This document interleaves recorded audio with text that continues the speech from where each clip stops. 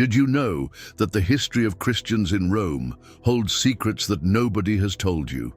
Many people talk about their faith, but few know the true journey that these men and women faced in the shadows of history. What happened behind the walls of imperial Rome? Why was the truth about Christians hidden for so long? Here, we will show you how this story was much more than persecution. It was a movement that resisted the most powerful empire in the world. If you have ever wondered what Christians really experienced during that period, it is time to understand the true face of this struggle and how it can deeply touch you today. Stay with us and discover the truth that no one has ever told you. Check if you are already subscribed so you don't miss the next videos. The history of the persecution of Christians in Rome begins in a dark way, with the reign of one of the most controversial and cruel emperors in the history of the Roman Empire, Nero. But what you probably don't know is that the persecution of Christians did not begin by chance.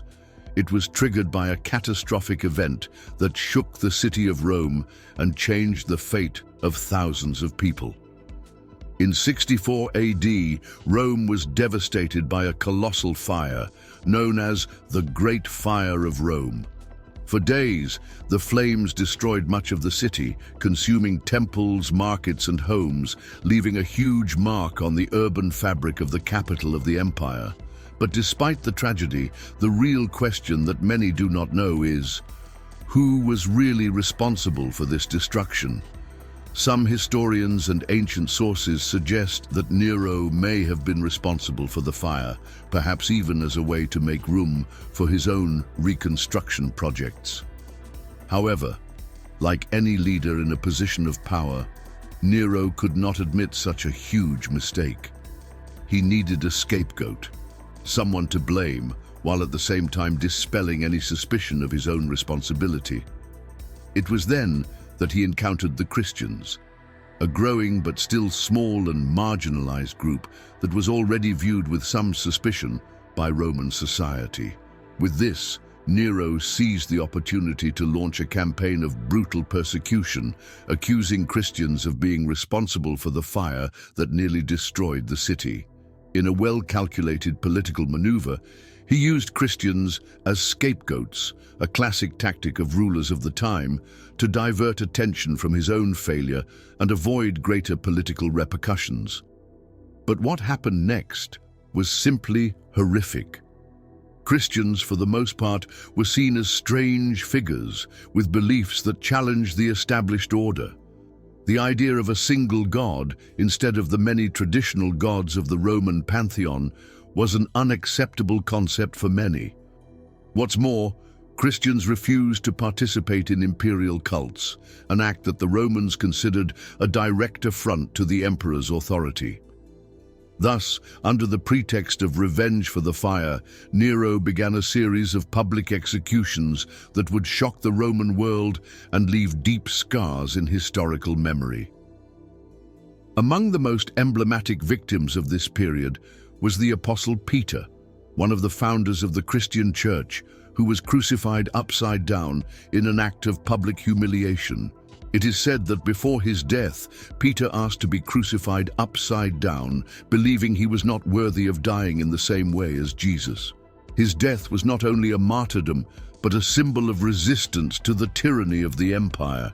And alongside Peter we have Paul, another great name in Christian history, who also met his end under the orders of Nero. Paul, who had preached tirelessly throughout the region of the Roman Empire, was a symbol of emerging Christianity. His execution was equally brutal, with decapitation, a method considered cleaner, but equally symbolic of the repression imposed on Christians. Both the martyrdoms of Peter and Paul are fundamental in the construction of the Christian legacy and are remembered to this day, not only as deaths, but as acts of unbreakable faith. But the persecution was not limited to just these prominent figures. Nero orchestrated a public spectacle of horror. Christians were tied to stakes and burned alive to provide lighting for Nero's banquets.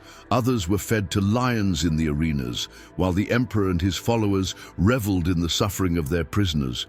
It was an era of terror in which the Christian faith became a symbol of resistance against oppression. And while the empire tried to crush this new religion, something extraordinary was happening behind the scenes. Christianity, though persecuted and marginalized, continued to grow. The faith of Christians did not waver, even in the face of atrocities. This is not just a story of suffering, but a story of courage, where each martyrdom became a testament to the power of a belief that was slowly beginning to spread.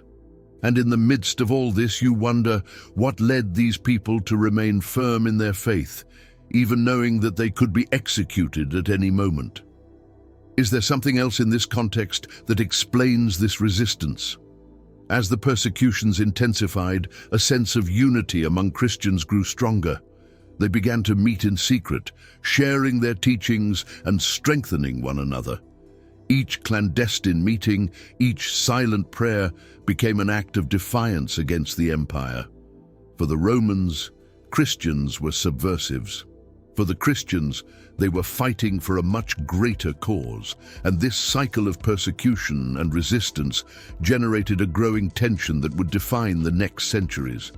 Now, can you imagine what was happening on the streets of Rome?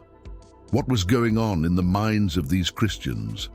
And most intriguingly, how were this persecution and this faith able to withstand such a powerful empire as Rome?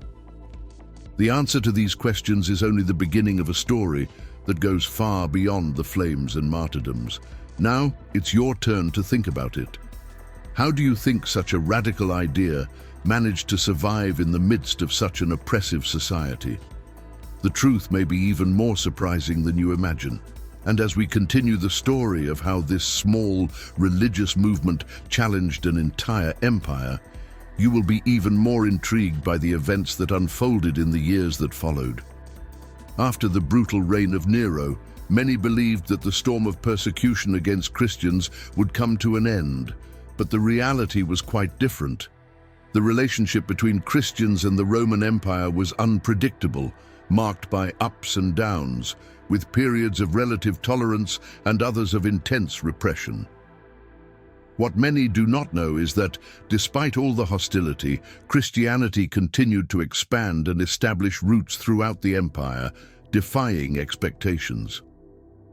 The tolerance of Vespasian and Titus, a temporary relief.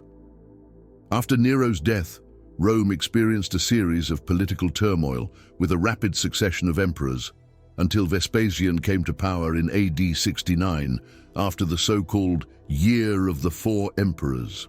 Vespasian, who is remembered primarily for his military campaigns and the construction of the Colosseum, took a more measured stance toward Christians. He saw no reason to persecute such a small group, which was still viewed as a sect within the vast Roman imperial machine. Vespasian, focused on restoring order in the empire, allowed the persecution of Christians to ease, creating a period of relative relief for the followers of Christ. His son, Titus, who succeeded Vespasian, also took a more moderate stance. Although Titus's reign was brief, marking only 2 years of rule, AD 79 to 81, he did not implement aggressive policies against Christians.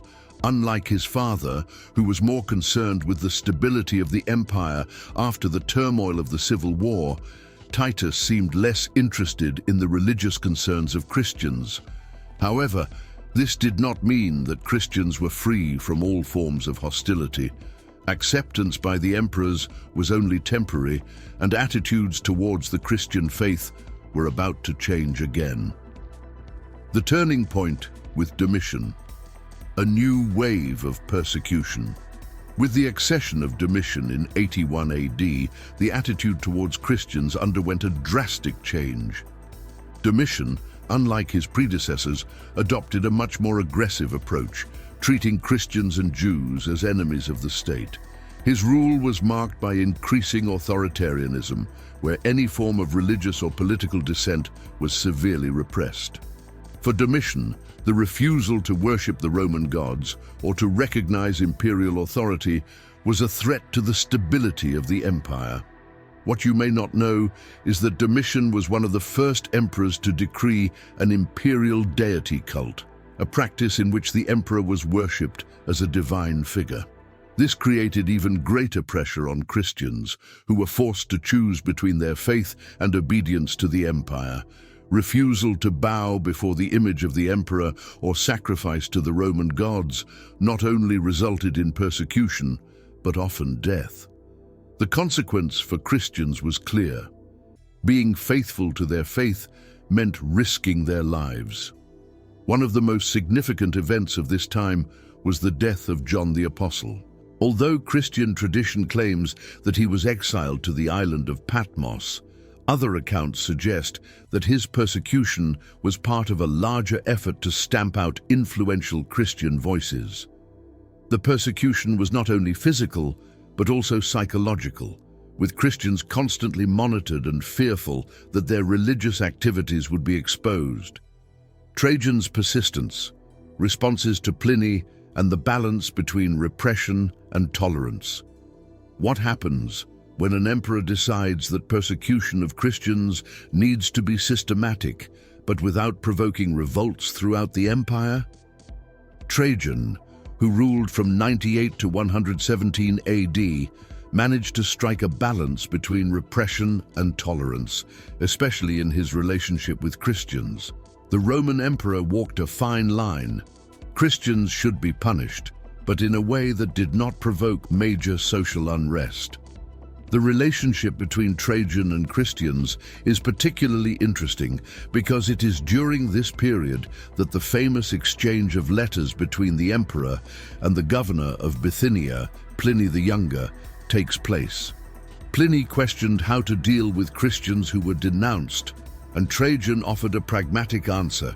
Christians should not be actively sought out, but if they were denounced and did not renounce their faith, they should be punished. This showed an effort on Trajan's part not to deepen the persecution, but also not to ignore the growing threat that Christians posed, at least in terms of their refusal to worship the Roman gods. This balance of power, however, was not sustainable for all Christians. Some were forced to offer sacrifices to the Roman gods, while others, if they refused, faced death. What many do not know is that behind these letters and the political discussions in Rome, there was a growing pressure for Christians to conform or pay the price.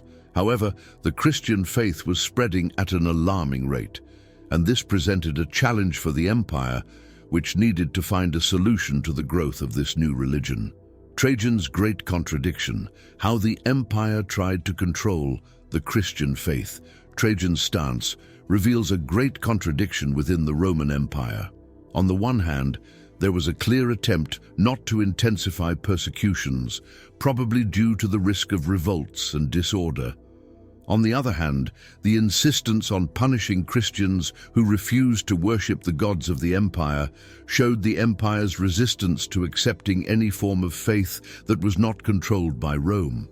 While the empire tried to establish control over the Christian faith, Christians continued to resist.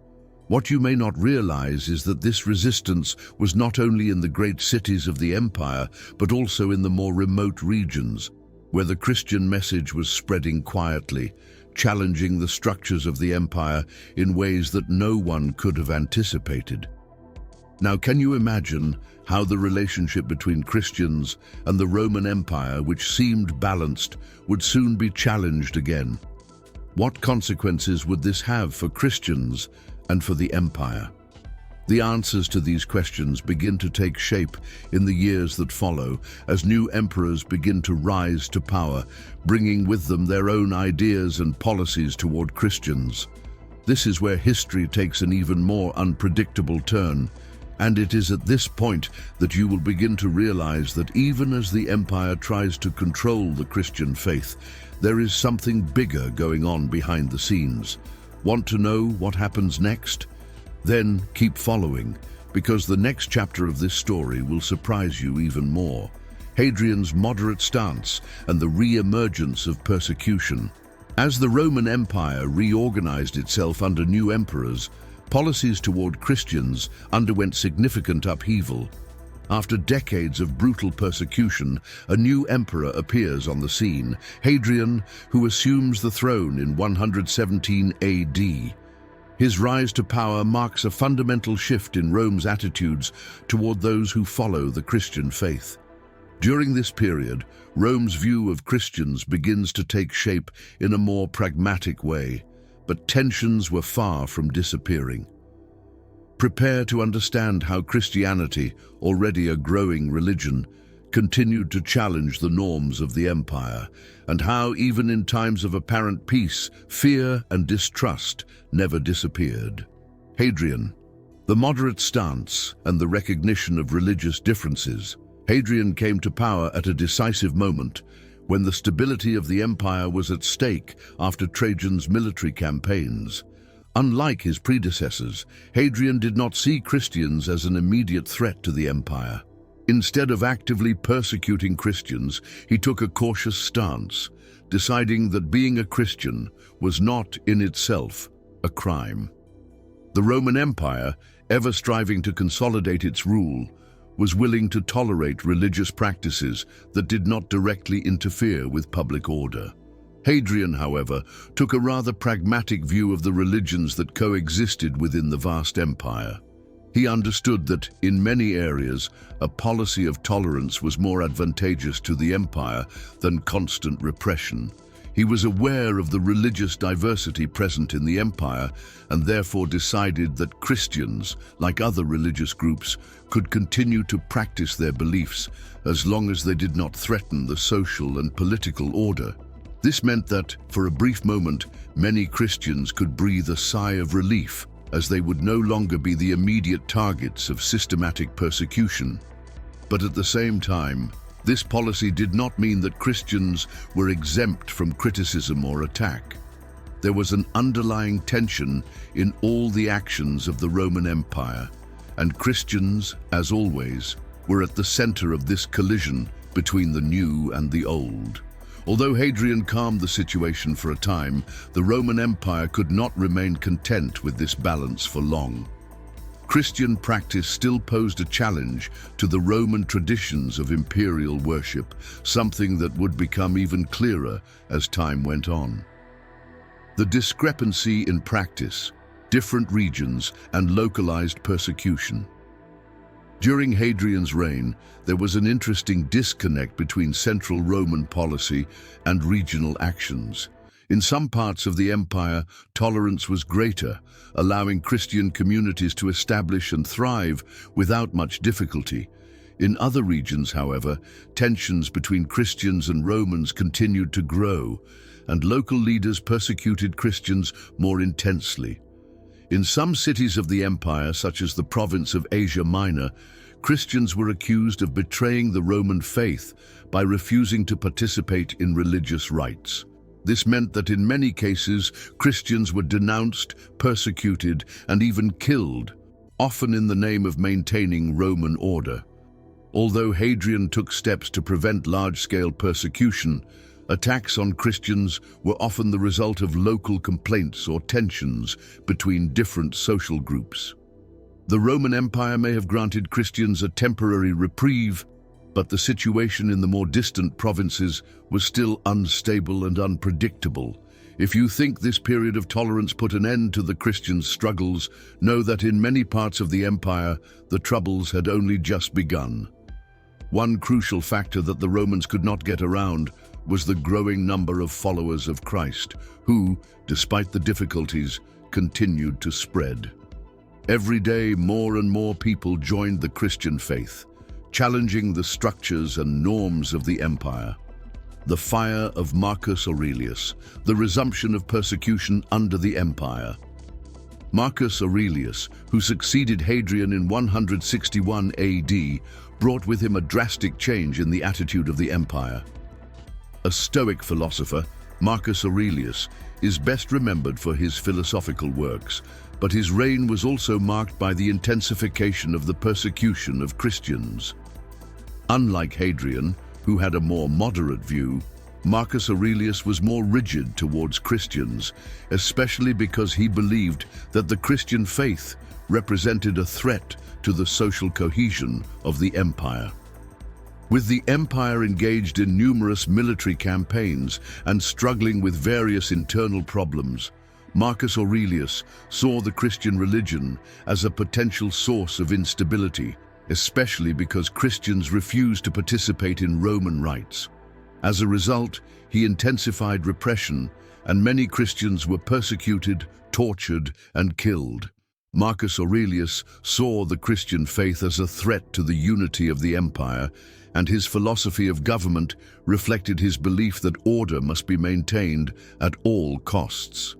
During his reign, the persecution of Christians was not only a matter of physical violence, but also of attacks on the heart of their faith, the refusal to worship the Roman gods and the emperor. For Christians, this meant a constant challenge, a daily struggle for survival. However, this period also marked an important stage in the spread of the Christian faith, as many Christian martyrs became symbols of resistance, and their courage helped to further strengthen the Christian community within the empire. Here, a fascinating question arises. If Christians were being systematically persecuted, how was it possible that the faith continued to spread so successfully? What exactly was going on behind the scenes that allowed Christians to overcome this relentless violence? The answer to this question begins to unfold when we look at the reign of Diocletian. The empire under Diocletian, the greatest persecution and the height of intolerance. If you think the persecution was coming to an end, prepare yourself for the greatest wave of religious violence in the history of the Roman Empire. Diocletian, who ruled from 284 to 305 AD, was responsible for the greatest and most brutal persecution of Christians. His reign brought a resurgence of religious intolerance that had previously been tempered. Diocletian believed that the only way to preserve the empire was to eradicate all non-Roman faiths. Christians were seen not just as religious dissenters, but as a direct threat to the authority of the empire. Under his rule, a series of edicts were issued, ordering the destruction of churches, the burning of sacred books, and the imprisonment of Christian leaders. Many Christians suffered terrible torments, and many more died in the name of their faith. It was during this period that many Christian martyrs gained notoriety, such as the martyrs of Rome, who became symbols of resistance against Roman oppression. The brutality of Diocletian's regime was so great that Christians began to see their faith as a banner of freedom rather than a mere religion. Diocletian's impact on Christianity was profound, but as you can imagine, this force of oppression also began to create a backlash. The more the empire tried to crush Christianity, the more it spread. This brings us to the climax of history, the coming transformation with the rise of Constantine and the building of a new Rome. The transformation of the Roman Empire and the rise of Christianity. When we look at the Roman Empire, we see an empire that, for centuries, was unbeatable and unrivaled in power and organization. However, as with all great civilizations, things began to change. As the winds of history blew unpredictably, the empire, which had always been a global power, underwent a religious transformation that would change the fate of millions. And at the center of this revolution was a figure who, although far from a traditional emperor, shaped the future of Christianity and Rome itself. Constantine the Great. This is the story of how Christianity, which had been persecuted in every imaginable way, not only survived but thrived, becoming the dominant religion of the Roman Empire. But Constantine's story is not just a tale of religious victory. It is also a story of politics, of cultural transformation, and of decisions that changed the world forever. And to understand how all this happened, we need to understand the moment when the empire faced a crucial choice. Constantine, the emperor who changed history. The year was 312 AD. Rome was in turbulent times, with the empire divided and in civil war. The Roman Empire was falling apart, and amid the chaos, Constantine, a skilled general and ambitious leader, rose to prominence. In one of the most defining moments of his life, he found himself faced with a vision that would later be described as a divine sign. The story goes that while marching to battle against Maxentius, his main rival for the throne, Constantine had a vision in the sky, a shining cross accompanied by the words, "In hoc signo vinces," "In this sign you will conquer." What many do not know is that this vision was not just a mystical experience, it represented a complete change in Constantine's strategy. He not only interpreted this sign as a spiritual impulse, but also as a political strategy. Christianity, until then a marginalized and persecuted religion, would become the pillar of the new Rome. With that, Constantine sealed his choice. His victory would not only be a military conquest, but also a religious revolution. The Edict of Milan, the end of persecution and religious tolerance. Following his victory at the Battle of the Milvian Bridge in 312 AD, Constantine issued the famous Edict of Milan, a decree that proclaimed religious freedom throughout the empire. This act not only meant the end of the persecution of Christians, but also opened the door for Christianity to be officially recognized as a legitimate religion within the Roman Empire. But what really motivated Constantine to make this decision? It is important to understand that although Christianity was embraced by Constantine, his policy of religious tolerance was not limited to the Christian religion alone. He wanted to ensure that social peace was restored, and he recognized that religious plurality within the empire could, to a certain extent, be beneficial. However, Christianity would not be treated like any other religion. With imperial support, it would begin to grow in an unprecedented way, being favored by laws, financial support, and even the construction of churches. Let us imagine the scenario.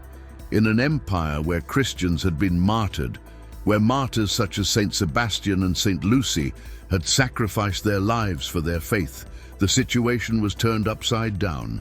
Pagan temples lost their funding, pagan priests lost their power and influence, while Christian churches gained ground. However, this new religious order was not a path without challenges.